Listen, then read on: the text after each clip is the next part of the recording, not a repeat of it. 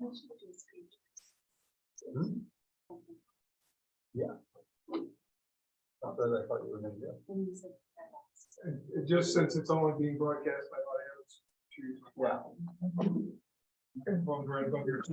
Right above our head. All right, so I'd like to, so we're on YouTube now? You are. Good, all right. So I'd like to call the February 16th meeting of the Town of Rochester Zoning Board of Appeals to order. We'll start with pledge to flag. Pledge allegiance to the flag, United States of America, and to the republic for which it stands, under God, indivisible, with liberty and justice for all. Okay. So I'll do the roll call real quick. Charlie Fisher. Yes. Clayton Haugen. Here. Ken Stevens. Here. Harley Davis. Here. Sam Zarowski. Here. So we're all here. I would like to, before we get started, note both that our secretary Kira Power is not here tonight, so we're flying without a secretary. And also welcome our new member, Harley Davis. So welcome, Harley. And then lastly, I'd like to note that while we are live on the internet, we are audio only. So we apologize to our viewers at home. And from there, we can just dive right in. So we've got continued applications up first. We've got Zane Eisenberg. So if you want to come up. Yeah.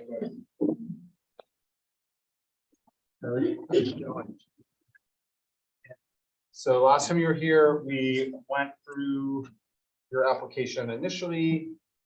We caught some things. One was just that you've got the two parcels. Only one of them was listed on the actual application, so you put in an updated application. I went through that.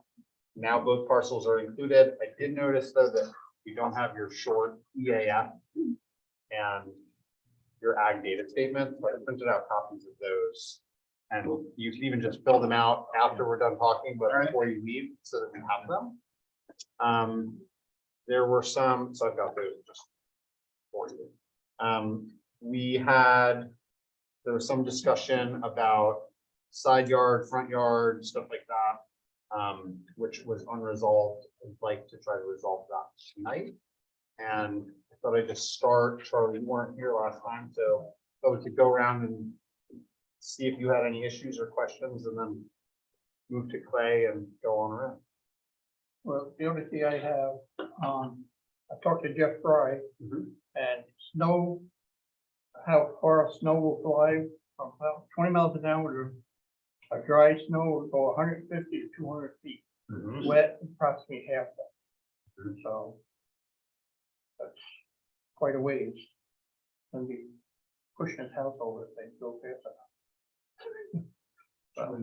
20 to 40 feet? No, 150 to 200 feet at 20 miles an hour. And you're thinking of that as just like a reason why it's Good to have the fence, yeah. That's one thing. Did you have any questions or additional thoughts beyond that? No, because I did take a ride up there, looked at it. And I did listen to the meeting last night. Nice. So All right. that's all I got to say right now. Clayton, you got anything? Just real quickly to piggyback off what Charlie said, when I was up there, it was right after a snowfall. So I can attest to the fact that that snow was impeded by that fence to a limited amount. Obviously, fluffier the snow, the higher it's going to fly. With the wet snow, it's definitely going to help it a little bit. Now, I don't know if it would be necessary to limit it to 4 feet and it would still have the same desired effectiveness, but given the fact that it was there, it did help. And any other questions on the reserve for right now? Cool. Ken? I'll just note for the record, I did go to see the property. See. All right. Harley, you got anything? I spent part of the day just like reviewing and whatnot. I haven't seen it in person. Yeah. All right. So does anyone have, feel pretty comfortable with the amount of information we have now.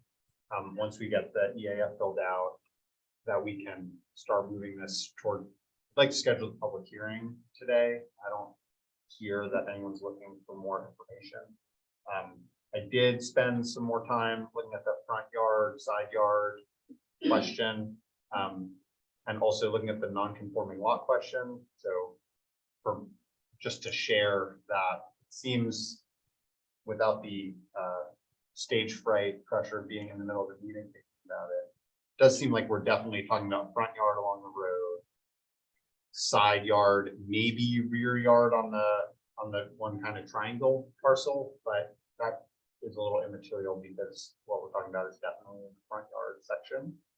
I also spent a little time just looking at the places in the code where it talks about non-conforming lots. So while the fence didn't exist pre-code, the house and the lots did.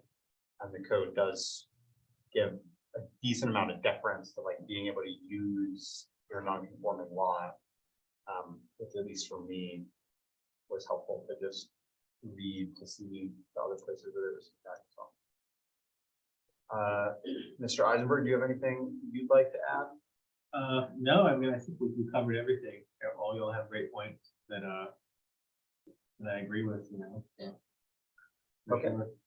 So I think what we should do is go ahead and schedule our public hearing. One more thing. Yeah. 8 side yard and back rear yard, 8 foot is Allowed. allowed. Yeah. So you don't need no variance for that. That's the Yeah. Front yard. Right. So, and actually, a lot of fences on, that one's been there for a while. Yeah. And then you didn't paint a couple little sections.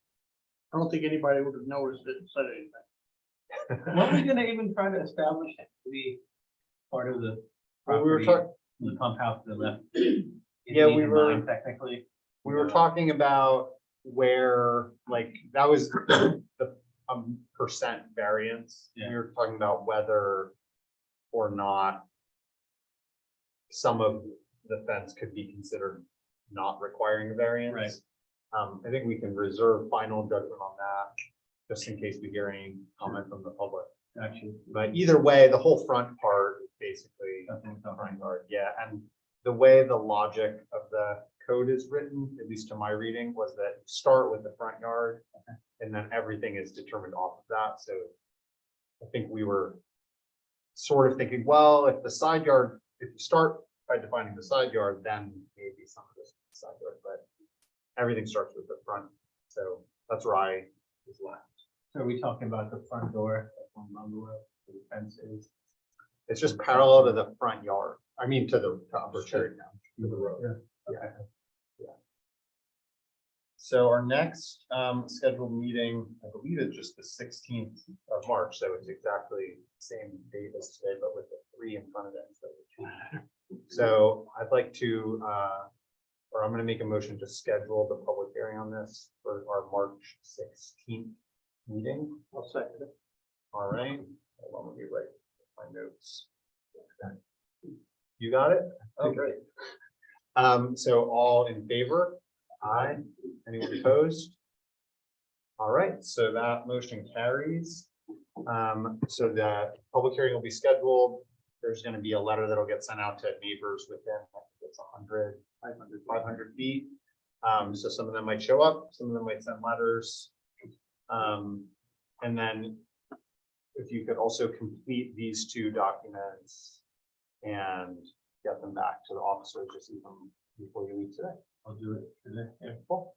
So here those are. Thank you, guys.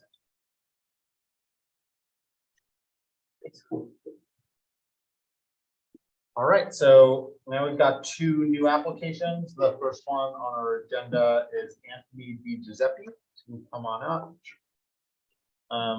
It's 367 Sampsonville. And this is an application, well, the process that took this application to us was you went in and applied for a fence permit. Yes. The code enforcement office said it's in the front yard setback, and at the height that you were asking for, that wasn't allowed in the setback. So then you applied for an area variance, so that you could build the size and style fence that you were looking. Yes. Yeah. that's correct. So that's come to us.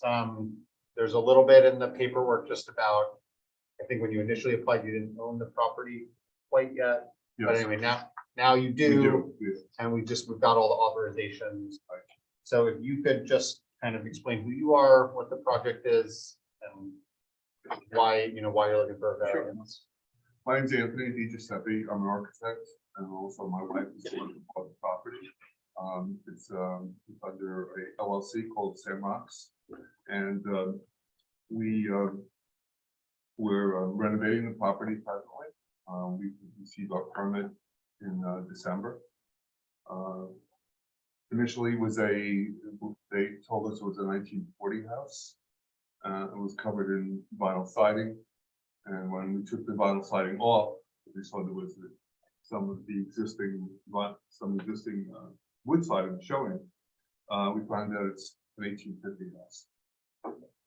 So we're in the process of restoring the facade, putting a new roof on. We put a permit, applied for a permit for a driveway that was done before.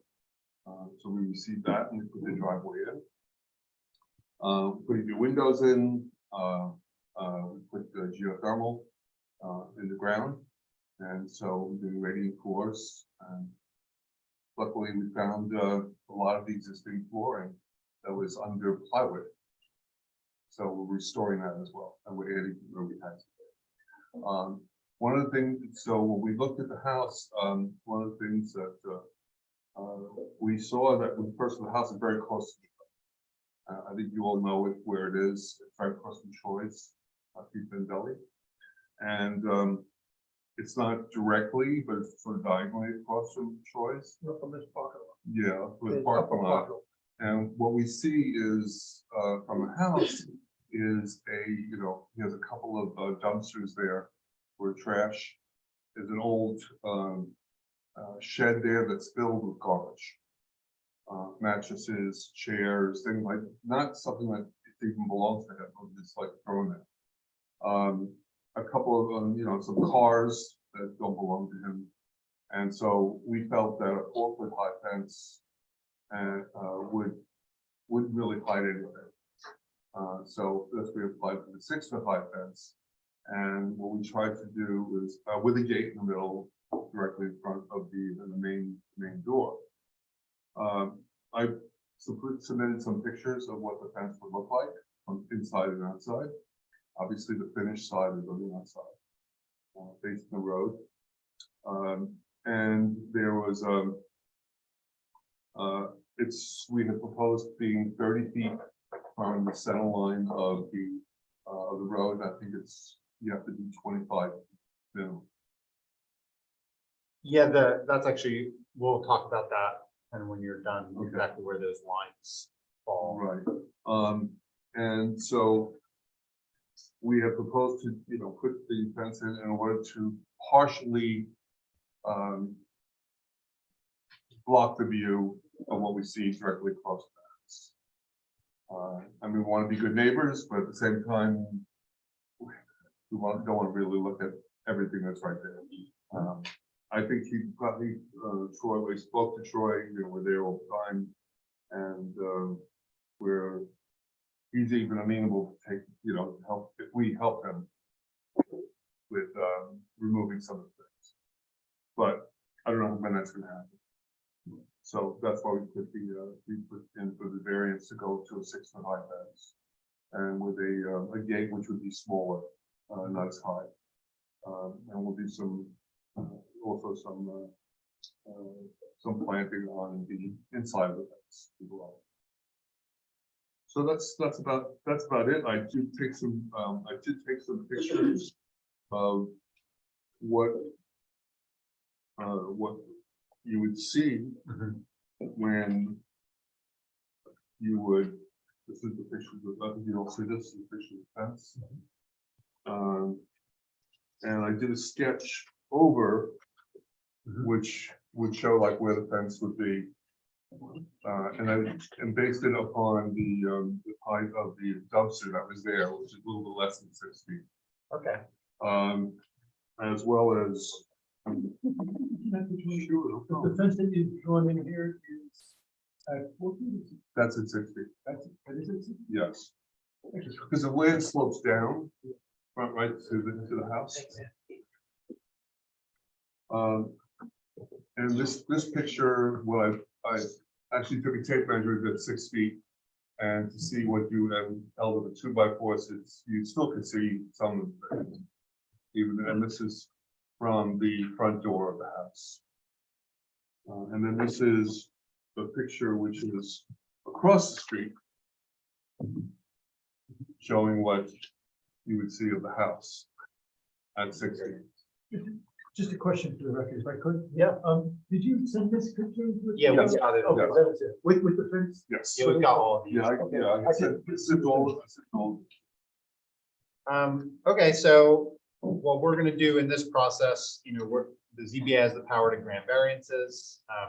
The way our code outlines it is, we're supposed to weigh the benefit to the applicant against the detriment to health, safety, and welfare of the neighborhood. And then we're supposed to consider whether there's an undesirable change, whether there's other ways to achieve the same benefit that are feasible, whether it's a big variance, so whether it's substantial, whether there'll be an adverse impact on physical or environmental conditions in the neighborhood, and then whether the difficulty was self-created. And then the final thing is we shall grant the minimum variance deemed necessary and adequate at the time. And then we can also put restrictions on anything we do. So there's one other thing I wanted to add. Yeah. I think it's probably the only residential property that's across from a commercial property on Sampsonville Road. From what I've seen. I have seen other 6-foot high fences. As you go from 209 over towards to where we are. And they are, I looked at that today and I saw that what there was across from them, just field. Right. So I think a strong consideration should be made, the fact that it is across from a commercial property and it's the only one. Yeah, so what we'll do now is just give everyone on the board a chance to ask any questions amongst ourselves or to you. So start with Harley this time. From where the fence is to your porch, the distance. It's a little less than 30. So you're 30 foot off the center line and you're a little less than 30 foot from. Yes, Porch there. right. The house is pretty close to the road. Yeah. It's just actually a little bit of diagonal to the road. That's all. Ken, do you have any questions? No, this time, no. Oh, one quick question. Sure. So you mentioned the interest in essentially preserving your view from, for lack of a better word, garbage across the way. Right. Is there anything else? There's there are 2 dumpsters. There is also a grease vat that is that's closer to the road. It looks like there used to be a guardrail along there, but It was. yeah, because the posts are there, but the rails are gone. I'm sorry, I guess what I meant was, are there any other concerns you have about why a 4-foot fence would not be adequate for the purposes? 4 feet from 4 feet at that distance, you would still see everything from the house. Obviously, you still see it from the 2nd floor. But the way I look at it is that, you're on the 2nd floor, that's where the bedrooms are, it's dark, and you don't see anything. But the only concern is the garbage across the street. Let me ask you this way. If there was no garbage across the street, would you be asking for a variance? I think I would do it because it's so close to the road with the traffic. Okay. And Sampsonville is fairly traffic. There's a lot of trucks that go by, and there are a lot of cars. I mean, I've been there now for the past couple of months and see the kind of traffic that is there. I mean, it's not like 209, but it is, it's a main road. Okay, thank you. The fence diagram that you drew in, Yes. will that impede your ability to pull out on 409 with that fence being 6 feet in the vehicle? No, we're not having a gate on where the driveway is. No, I'm talking about where the entrance is for your vehicles, appears to be the eastern end of the fence. Right. So now, when you're going in and out of here with the 6-foot fence being there, is that gonna impede your view with that turn, the right-hand turn coming at you from above on Sandersville? I think you have to be careful. I think probably using one of the convex mirrors that you see around, to help look around that corner. But would be here's the helpful. thing, across from that, there's no telephone poles that line that parking lot. So there would be no place to locate that. So where would you put it? I would put the fence, the mirror right here, on the other side of on the part, the southern part of the fence. Okay, and having said that, would it be possible to not have an entire 6-foot fence, the whole length of the fence? Could you modify it and make part of the fence at 4 feet, which would be within compliance, and then the remaining areas through your views, say window views or otherwise, only those areas be at 6 feet? I'm not sure, I know what you mean, Okay. where there is. How long is the fence approximately? It's about, I think it's about 175 feet. So let's say that of that 170 feet, maybe you could modify the variance need to say only include 60 of that feet, or 60 feet of that fence being at 6 feet, the remainder being 4 feet. I think it would look kind of weird, have it at 2 It different depends, it heights. depends on aesthetics versus that. Yeah. This is what that would come down to. That's more of a philosophical view right into this. Now, the other question would be, if that's not attainable, have you considered using any type of natural barrier, arborvitae, something along those lines rather than a fence? Because you have a 30-foot distance between the fence and the house. Yeah. Should be ample room possibly to put some type of natural barrier in there that would remove the whole need for a variance. I didn't really want to, put like an arborvitae, which really goes very high. That's just an example. That's just an example. As, Some other form. I think it would be, it would grow even higher than the 6-foot high fence. And, I don't know how much would grow there because it's fairly close to the road and there's gravel there. And then, you have to spend a tremendous amount on landscaping, putting more soil in that area. So your concern would be the cost then. The cost, and also, I don't know if we would really grow that close to the road. And you said this is an LLC. Yes. Is this for primary residence or is this part of the company? Oh, we just did that as a just. as a Okay, so this is gonna company. be a residence. Yes, residence. It's not a commercial. That's all the questions I have right now. Charlie, you got anything? No, not right now. I think we're also going to probably, we're looking into right now, listing the property on the National Register. Because of the age, and I spoke to Alice Cross. I was for 8 years, the chairman of the Historic Preservation Commission in Marblehead. And so I know the process went to go through. And, there were tax considerations in doing that, but I think I asked Alice if in fact it was part of the survey that they had done years ago. Because I know they included another property that I did went through the road. And she said no, and they didn't have that property listed because of the way it looked. But now they said that they were going to put it probably put it in the museum as well as a listing. But we'd have to do the listing ourselves because they said they have no money right now. That brings up another question for me.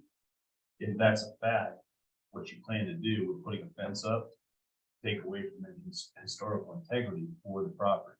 No, because it's not the property that is historical, it's the structure itself. And it's only the exterior for a National Register. Unless you have a building that's like Radio City Music Hall, where it's the interior that is that's designated historical. But it's really a honorarium for the National Register. I don't know if people don't really know that. So if everyone's good, the questions that I had were really sort of technical. So you're in R1 zoning there, and the front yard setback in that zoning is only 10 feet. So my question was that if you know where the edge of the county right of way is, or if you could determine that from your surveyor, because it might be only a matter of pushing the fence like 1 foot closer to the house. And then it might be a situation where a variance wouldn't be required. The county, when we applied for the driveway, told us, and we talked to him about the fence as well. And he said that we had to be 25 feet from the center line of San Silvio Road. So is their right of way only 50 feet wide there? I believe, yes, yeah. So if that's true, then you're 5 feet from, right, if you went 5 feet closer to the house, you'd be 10 feet. Right. We were putting it 5 feet back further than what the county wanted. Right, so what I'm saying is our town code required, so your front yard setbacks starts at the edge of the county right of way, right? So if that's 25 feet from the center line. You need to be 10 feet back from that is our front yard setback for this zoning. I don't think so. I don't think, you think it is? Yep. Yeah, because you're R1, right? And if 10 feet back from the county. right of way. So our definition of the setback of I the think front the yard. county is 10 feet. We're Well, so talking about their But- right of way. yeah, so The right away. 25 feet center line to the edge of their right of way, and 10 feet to that, 35 feet 30 to the center line Right. is where that fence can be. I see. Without a Proper variance. setback. Okay. So if that's, I mean, we'd want to verify exactly where the county is saying their right of way is, which your surveyor could probably tell you. Yeah. Or the county, you might be able to get a letter from the county like, yes, just 25 feet from the center line is the edge of our right of way. If you could then move the fence 5 feet closer to your house, then we just don't need a variance. Then 25 feet or So you're at, yeah, what Clayton said is, then 25 feet and you said they moved it back 5 feet so you're at, or 10 feet. so you're at, yeah, you're, 25 plus 10. Oh, yeah, you're at 30 feet from the center line. right. If you were 35 feet from the center line. Yeah. You don't need a variance. You don't need it then. Correct. The big concern though in this would be the fact that it's a 25-foot right of way in the center of Sandsville Road and not a different number. And I can't confirm. what Yeah, that so we is. need Well, when I to know. spoke to Adam Elbert, the Public Works, Mhm. he came down to the site and because we talked about the driveway, and I said, you know, we wanted to put a fence there. He said, well, make sure it's at least 25 feet because that's for, you know, From the center snow line. plows that come Yeah. through. So that's probably what their right of way is. Yeah. So I think what I'd like to see happen, and it sounds like people are nodding their heads. If you were amenable to moving the fence so that it was 35 feet from the center line of the road, or said another way, 10 feet back from the right of way From that the the right of way. county Got it. maintains, then you don't need a variance and we're done. Oh, So you could just, you know, get that documentation from the county, like just a letter probably. And then go back to this code enforcement office and say, look, I'm 10 feet back from the county right away. And then you don't have to deal with us. I think we'd be amenable to Yeah. I like that. It sounds like the board liked that solution. Sam, are we clear that, this is my own ignorance, so forgive me, but are we clear that if they meet the setback, then there's no height issue at all with a fence? So In the, R1, yeah, in No, R1. okay. Well, it's So that, it's the setback is the difference in R1. And I believe it's still in. so it's shall not exceed 4 feet in any front yard setback or 8 feet in any Yeah, side yard. it's So once you're outside of the setback, there's actually not a clear regulation. I mean, I guess. It could be interpreted as you can't go higher than 8 feet. Anywhere, but Yeah. it could also potentially be interpreted as there's no height restriction once you're outside. Only of the thing I setback. caution you with, is I've lived here a long time. about the turn. That turn is notorious for having people in the winter not paying attention. And when you're leaving this, I would make sure that I can properly see without a convex. Yeah, yeah. getting out of there. I know. But that's up to you. Because man. I go in and out of there all the time, It's, and I have to watch. All right, but if you're amenable to that, I think that's, I mean, we're happy because then we don't have to do a variance, which is the minimum variance, right? Right. And if that meets your needs, as long as the code enforcement office signs off on it, you know, we can. we can be done. We'd be amenable to that, and I can get a letter from the county saying Yeah. what the actual right of way is. And then I'll confer with our lawyer, but I think the process would just be to withdraw your Withdraw the application. here and just reapply to the code enforcement Ah, office. okay. when you submit the application, I would make sure that you show that letter of your house where that fence is gonna be. Right. located. Okay. Save Relative to yourself the some right of way. relative to the- Okay, that Save sounds, yourself some time. that sounds good. So, yeah, well, I'll have our secretary just follow up with you with that same stuff. And then if you decide to withdraw, because you can go this other route, just let us know. But otherwise, I'm gonna kind of assume you won't be on our agenda for next month. unless That's we hear fine, from you. that's fine. Alright. Yeah, I think that would be fine. I think most people who will come to the house, they're not gonna come to that front gate anyway. They're gonna drive into the driveway, they're coming to the Yeah. side. Great. Sam, do we want a fallback in case this doesn't work? I mean, if he's amenable to moving it back, I mean, I think the next option would be, now if you said you're amenable to it being 5 feet further back, then we're like, but we have to see, we would have to keep talking. Have to continue the application, you can't withdraw. But it can be, Right, but not to the point of the public hearing. that's what I was- right, we don't need to go that far. Okay. Yeah, if he can just get a permit through code enforcement. Well, I guess what I was wondering about was whether or not we'd have enough information. In the alternative, to save them time, if in fact he's not withdrawing the application, we could have a motion tonight to schedule the public hearing for next month and then vacate it unless vacated if it's not needed. I don't know if we. can do all Yeah, three I'd of be those uncomfortable. motions. I mean, I'd be uncomfortable with that also just because I feel like it's not. We've had that on other boards where it's like pending receipt of a document. Right? And then we might can, but in this case, I'd actually still have the question before the public hearing of exactly where that. Okay.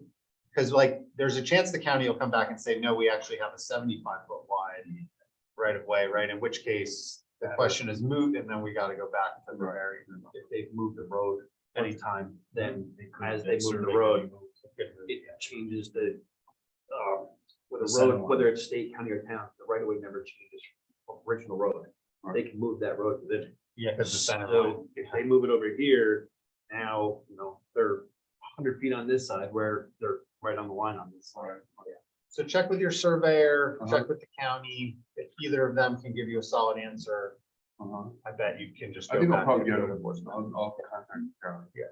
Great. And tomorrow I'll do that, and then I'll send a copy to Kira. And Yeah. to code enforcement as well. We just need to And go to see- go close out see- the file. See Alyssa. Exactly. Uh-huh. Well, thank you so much. Thank you, thank you. Have a good night. All right, so moving right along, we have another new application, Ingracia Jameson. And it's at 879 Sampsonville Road. And I just want to express appreciation for your patience. We had a little bit of personnel turnover at the end of the year. And we would have probably had you on an agenda a little sooner had that not happened. So thank you for being patient with us. This is Adriana Jameson, my daughter. Uh-huh. Basically, the gardening shed is for her. Okay, I will help, but please. So I'll be in the discussion. great. Yeah, that's fine. And she's right here to say Yeah. that that's okay. So my understanding of this application is you all own 2 parcels, one of which is on one side of Sampsonville Road, and you've got a house on that parcel. Yeah. And it's a small, non-conforming parcel. Yeah, it's like 22 acres. Right, and then on the other side of the Sampsonville, you own another parcel. That parcel is conforming in terms of size, but it does not have any principal use on it. So in our code, we have principal uses and secondary uses. And a shed is a secondary use. So when you went in to apply for the permit, the code enforcement says you can't have I'm not thinking of the right word for secondary use, accessory. You cannot have an accessory use if there's nothing for it to be accessory to. So it's kind of a technical, it's like, you can't have a shed that's an accessory to a house if there is no house. But the house is across the street. The house is across the street and it's two parcels. So, so that's kind of the situation. If there's anything you all want to add to that? Can I clarify something? Yeah. So part of the garden shed is for gardening on that same parcel. So I've actually already gardened all I can on the parcel that has the house. What I'm doing this year is expanding the cultivation Mhm. onto that forest parcel. So Uh-huh. the shed is for that parcel. Right. So. So it's is not that- like going back. Yeah, so that, like, if there is no intention for there being anything additional on there, so can that still be considered accessory or? The like, problem if is like there's no intention any for- shed, Yeah, right, is an accessory. It can never be a principal use. okay, So so, because the parcel has no principal use, the code enforcement officer is saying, well, you can't have an accessory if there's no principal. so the parcel can't just be, like, I can't just be cultivating on it. Well, you can, but that's Mhm. not a principal use either.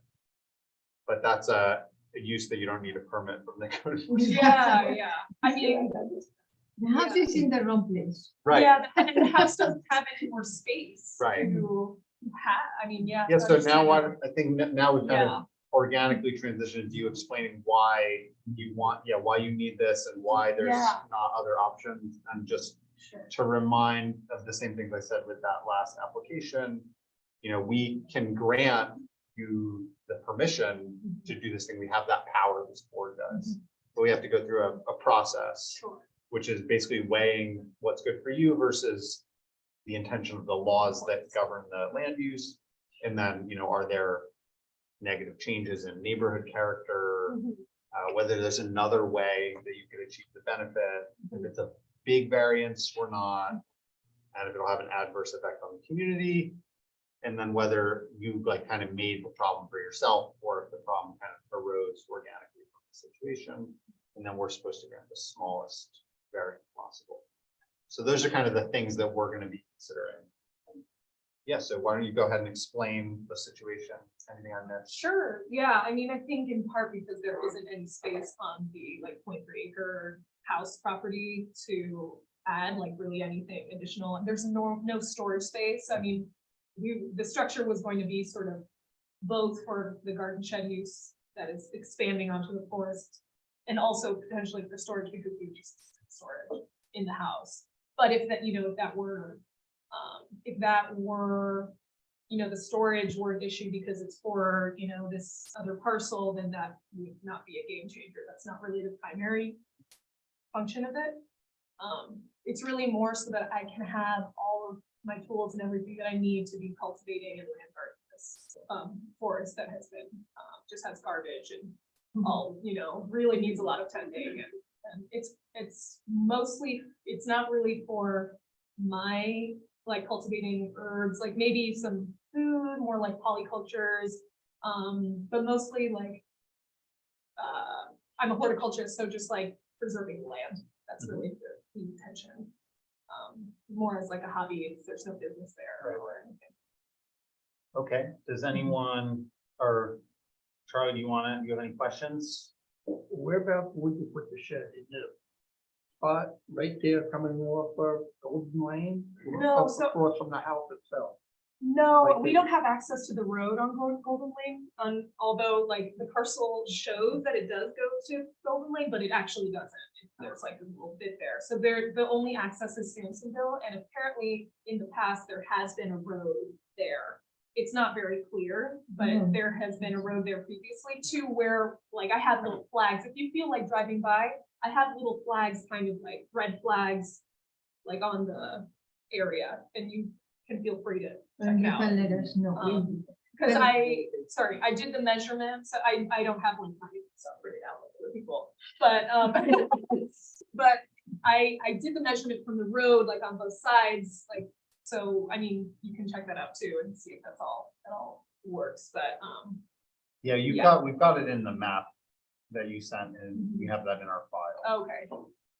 The thing is when we bought it in, when we closed in May 21st, 2021, the lawyer told us not to do the survey because we were going to be like 4 or 5 months. All the surveys were so busy. And do it after we closed. And we went to Kingston and in upstairs from DMV, we went to look at that parcel and they say it was reaching Golden. They gave us a big map that I had in the and we were sure. And then after we bought it, we were in line with Mr. Eggers, Bill Eggers, to do the survey. And when he did the survey, it was missing a little part there. We tried to buy it from the owner. He unfortunately just passed away last month. His sister and brother-in-law are here to do all the inheritance. 14, 15 acres that I want to be sold. And I asked him again to the brother-in-law, first of all, my gentleman, to buy that little land so we can have access in the right of way. And they didn't have, said we would sell the 14, 15 acres altogether and we come in the market. So We it's can the afford whole 14, access is 15 acres. Okay, I have a question for you. yeah. If they, combine those two properties as one, would they be do that then? That was on my I'm list of wondering, questions. I Well, we don't, have two types, that's Yeah. okay.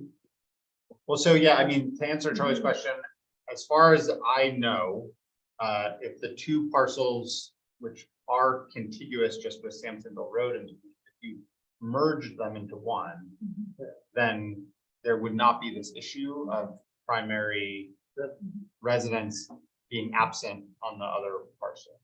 You might have reasons why you don't want to do that, But but if one day in the future, we need a house where we want to have the shed just for gardening purpose and have the tools and the compost and all those things.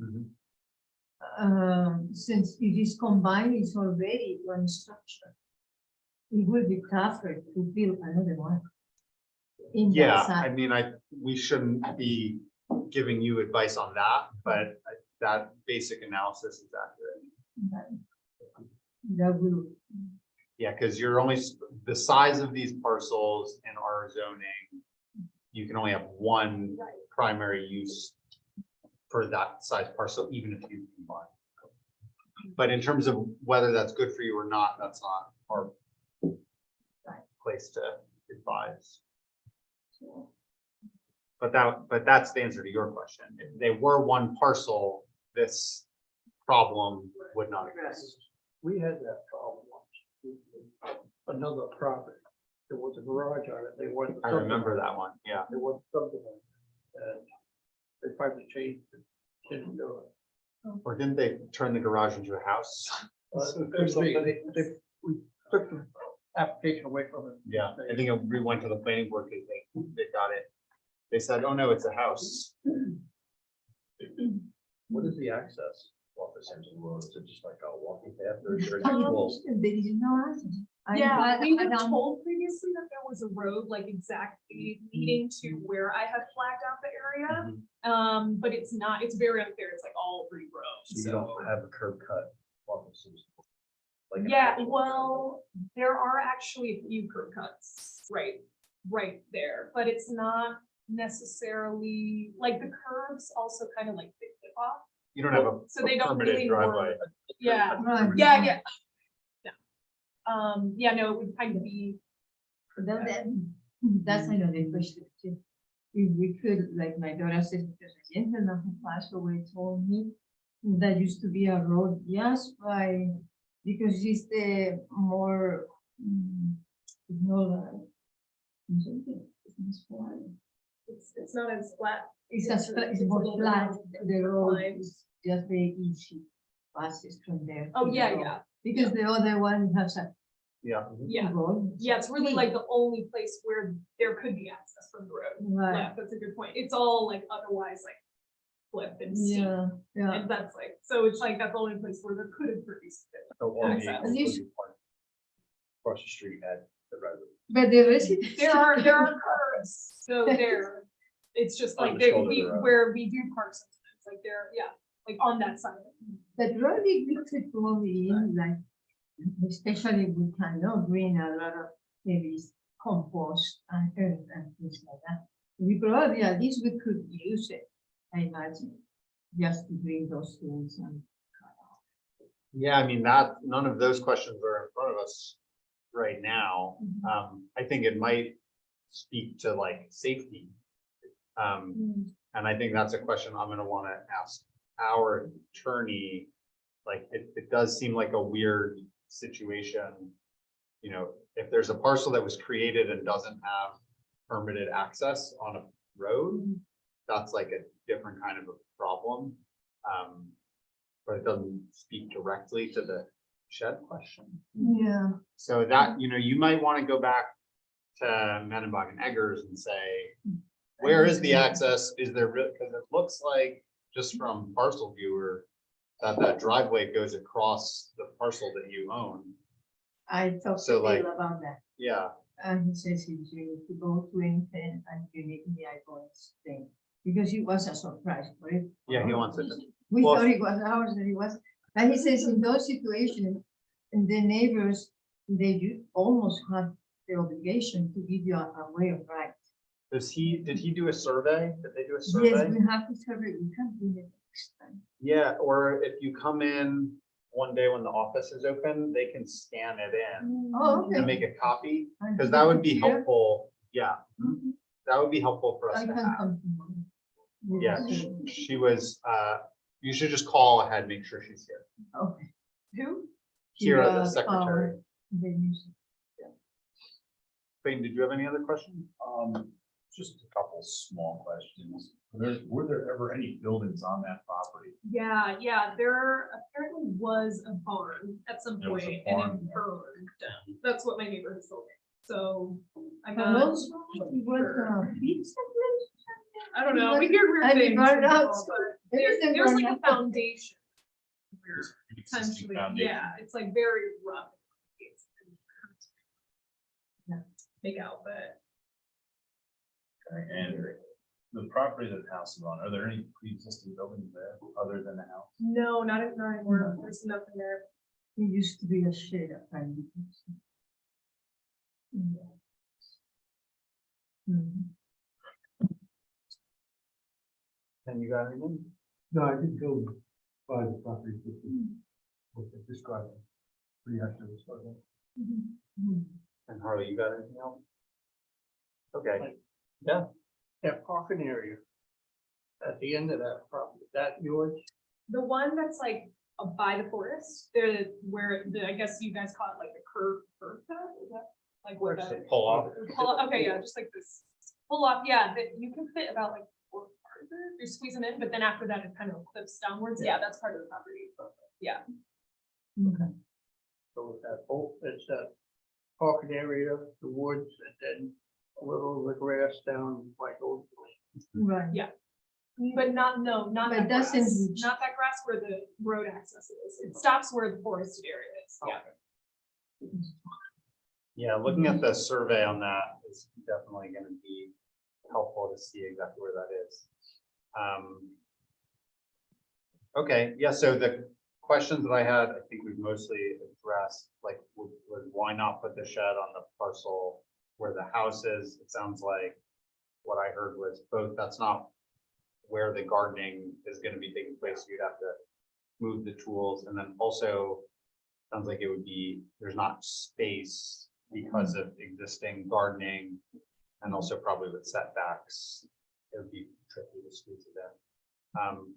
The other question was, and you sort of answered this, but plans for the vacant lot, like, is there a plan at some point to build a house?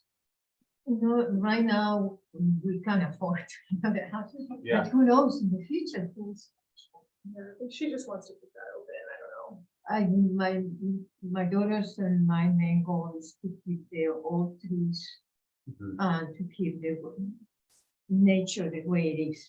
You Don't just wanna touch it and leave it. just whatever plants, it could be like forest agriculture and things that they don't alter the preservation. Okay, and then the last question I had was, the shed you're thinking of, is it like one of those Amish barn sheds that'll come on a Yeah, truck just- or? Yeah. So you're not planning on pouring a concrete pad or any kind of foundation? No, I mean, however, we haven't really gotten to the point of exploring the foundation stuff. The Jason but- said they will do it. Jason Joyce, the owner here, he says they will kind of. But like make a That's little something- pad for gravel or something? Yeah, we're Ah. not doing like concrete, Or like you're that. planning on buying a prefab shed? Yeah, and it wouldn't be that much leveling anyway, where Yeah. it's flagged out, so it's just whatever leveling would be required. for But that. you're not like building you're gonna buy something from a retailer. Yeah. Which Yeah. is gonna go there, and if in the future you didn't want it there, you need to be able to. It's movable. it's mobile, exactly, yeah. Okay. Yeah. So I think some questions. One is this question of combining the lots. Mhm. We can't tell you to do that, but you might want to just talk about that and think about if it's an option. And if it's not, just be able to say that clearly so that you don't have it as an open I agree. question. You don't want to? Okay, yeah, because it sounds like you want optionality. Right, right. Because that Never would know. not, it would not be able to be re-split in the future because of how. I mean, it could that be, works. it would be a natural subdivision. But it would be thorny because you'd be creating a non-conforming Right. lot. Hmm. Again, like you might want to talk to, Bill Eggers. He might be able to just explain what your options are there in terms of what serves you. For Bill. It was like, when I told him that I asked. Yeah, no, it is possible. It's possible. It's just, you wouldn't want to like combine them, put the shed up, then go right back and want to subdivide. Like, no, everyone would, I don't think people would like that. Right. Yeah, So, for Bill, the right of way in Golden Lane was the answer. And he Right. was saying, if you go to court or something and you want me to be there, I go and stay. Because this is what it is. so and one of the questions we have is just about looking at the survey. So bringing that in so that we can see. Because it sounds like what you all are saying from your survey is a little different than what's coming up on Parcel Viewer in terms of the access to Golden Lane. Okay. And I'm not even sure if that's super relevant. I'll check. Our attorney's on vacation right now, so she's not here, but I'll check with her about that. Like, is that something we need to consider? Because it does feel potentially relevant to just the safety of the neighborhood. Like if there's not a driveway or access, we might want to take this opportunity to try to resolve that also. But it wouldn't be like a road where cars It's come got in. frontage, yeah. It would be just like her car with the tools and with heavy stuff to work in the forest. But then they're trying to- And that is just like once in a while. Concern would be the vehicle being able to. Yeah. So you might need to like get a driveway permit. I can also, flag the area access in case anyone wants to check it out, to like, if you're curious, further curious about, Sure. like, this, but. I think that's helpful, Yeah. Do that, snap some pictures, also send a note to the secretary letting her know that you've done that and that, we can And know then what to you look for. want to go and contact us, we, even my daughter or I will be there. Yeah, if anyone Looking wants to get out and together. walk around, we would schedule that. Yeah, thank you. Okay, well, I think unless anyone has any further questions for you all, I think our next steps are just to get the survey and clarify both based on the survey and conversation with the attorney about the road access. And then once we've done that, I think our next meeting, we could hopefully be able to schedule your public hearing. Right, because if we go to the highway department, they will say certain, but that would be a formal approval in the land. Well, if there's having a But we don't permit, want that, we want Yeah. is that legal access to bring heavy stuff, and that will be once, yeah, who knows Just how getting- long. getting just the permit doesn't mean you have to build a driveway. It just means that the highway department says it's safe for there to be cars coming in and out here. And then they Yeah. put that on a permit, and then, you know, if you never build the driveway, at least we've established that there's a But- way to build a driveway. So since it was already a precedent, I don't anticipate it will be difficult for you to get a driveway permit. I think you probably just have to fill out the application and say where you want it, and then they'll go out and look and say, yeah, that's fine. Or if they don't think it's fine, they might say, hey, how about the 10 feet over? But that won't be like this process. Yeah, It goes to that's just another an chamber. administrative permit. All right, anyone else got anything? But, I'm sorry, Sam, but you're thinking that it could be relevant. I think it could be relevant just because of the safety question. From the highway, Colden. Yeah, How can you find out if there already was road access there? I mean, I think that's the thing your surveyor could do for you. You might, I don't know if it's the code enforcement office or the clerk's office that would have driveway permits on file. County road. Count, oh yeah, it would be a county, That's go to the calendar. yeah. Yeah, and again, I'll confirm with our attorney, like whether we even need to worry about that. It just, to me, it seems like with this, the safety of the area, you know, the road access feels relevant to me on that one. But again, consider that this is going to be a road for people. Yeah, I yeah. mean, like the other neighbor who wanted to buy, to have a parking lot. Right, the other neighbor in the other side, we bought it first, but this is just going to be like once in a while, bring their car full of compost. and Right.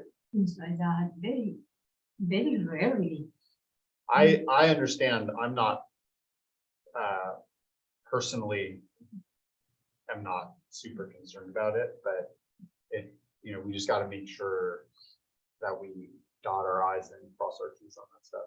And the highway department's gonna think about it for just the use of a house, which is also not like a parking lot, but it's probably more frequent than what you're gonna be doing. I don't think it will be an issue. We just wanna make sure that we check that box. All right, so survey. Find out if there's a right of way somewhere. And Golden Lane, that's what the other biggers wants. yeah, But the 'cause neighbor we may, didn't allow. may need to work that out. Yeah, the neighbor didn't allow, he actually with us man. His sister and brother-in-law from Florida came. Yeah. And I talked to the brother-in-law, they changed their mind to sell us that little piece. Yeah. There's no way. We Yeah, and sell they everything may have- together. Metamuckeneggers may have done this already, but you know, there might be something on file somewhere in the county that says there's a right of way and just nobody knows about it. That Oh, happens. In That would be in the county. Kingston. Well, they gave me the, because they Yeah. told me, don't worry, close in the house, you reach here, Yeah. you reach all the. And you ask me. Yeah, so That's crazy. M&E might have already done that, but you know, if not, whatever attorney you used, you know, you might, Yeah. you probably have to pay them, but you know, to do a record search to see if there's access somewhere in an old deed or right of way that was filed with the county. We can't look that up for you, but Then we go. because it might exist, right? You might have access to that driveway, even though you don't own it. You might have legal access to it, Okay, maybe. and it's going to change owners, because it's going to come in the market in April.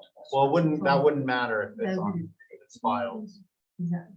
Yeah, it just means that whoever owns the property that you own has access to use this driveway to access your property. So again, to the same place upstairs from the DMV. County, yes. And yeah, they were sure, as a map of the big, until. Yeah, and again, I'll confer with our attorney to see if it matters. Thank you. All right, I think that's it. So Yeah, we'll that's- follow up with you and then there'll be some stuff for the next meeting. It's All right. 16th next month. Yeah, Here. and we'll send you you'll get an email with, when you're on the agenda. Right, and I call tomorrow, here is here, between the survey and everything. That's right. Right, Thank you both so much. Thank you. Very helpful. thank you. Have a good night. Okay, so the last thing is approval of our minutes from our December meeting. Did everyone who wanted to review them? Couldn't get to them. Oh, And They didn't come when you said no, Oh, no. are you comfortable I'm comfortable. approving them without? I'm abstaining Because from we the could vote. wait to vote until our next one, but I looked at them, I thought they looked good. So if everyone's comfortable, move to adopt those minutes. I just had one question on this. Yeah, go ahead. Where it concludes that,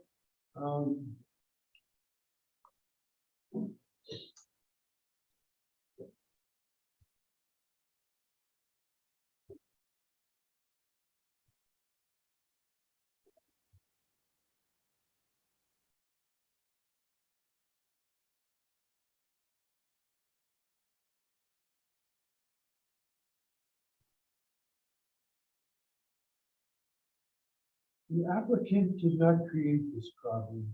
It was inherited from the plot of land. I thought when we discussed it at the meeting, I did not go back to review the meeting video, but I thought we had agreed that it was a non-conforming parcel when he bought it, but the fact that he put up the fence and had been existing for years or more, doesn't, in terms of the rules, that doesn't have any bearing. In other words, I thought we had concluded that in fact, under the statute, we would have weighed in and said it was self-created, even though it was not dispositive. That's my recollection. No, I think you're right. It does, the way this reads, it does kind of sound like we decided already, even though what we were trying to say was we haven't decided and people are sort of giving their current impression. Okay, so let's table these. I'll work with Kira on doing some edits so that we clear up that. That's a good point. Other than that, nothing else. But that's a good point. Some nights I have the ability to edit on the fly, but tonight is not one of those nights. So. Okay, anyone have I anything have else? one thing to address, in the future, any letters that are received through the office, CBA. If there is not an open public hearing, those letters should not be considered. Right. They Yeah, should not be weighed, they should not have any measure on our decision. Yeah, we received a letter, it got circulated. I've since had a conversation with the secretary just about how to handle this in the future, and I checked with our attorney. So yeah, when we open a public comment, then we can receive public comments. Prior to that, someone can always send a letter to the board just on general issues or concerns they have. And the way that'll be handled in the future is that we go to the secretary. I would be alerted of it, and then what our attorney said is it's probably still best to, if it's not, unless there's some specific reason why we wouldn't share it with the board, we can still share it with the full board, but with some context and maybe even some, some notes to the board, like this isn't a discussion item, this is just sent to us. We're functioning as a mailroom here. That's it. Because of course, anyone could send a letter to your house or send a letter or an email directly to you. We just want to make sure that if it comes in to our main office, that the way it gets distributed just acknowledges the context. And My advice would be that if you do receive a letter at your house, that you forward it to. Sure, yeah. the CBA secretary. Yeah, it's always nice to make sure that we have public records for everything. not engage in discussion outside. And that was my mistake, because I thought I was mailing it just to the secretary, and unfortunately I forwarded my response to everybody. It shouldn't have happened. I You even cut it said off. that. Sam, wait a minute. You're right. I didn't mean to send that to Yeah. everybody. I meant to send the response strictly to the secretary. But that's again why in the future, if that does happen, we'll send it Yeah. like under BCC or under separate cover to people so that we just don't have that.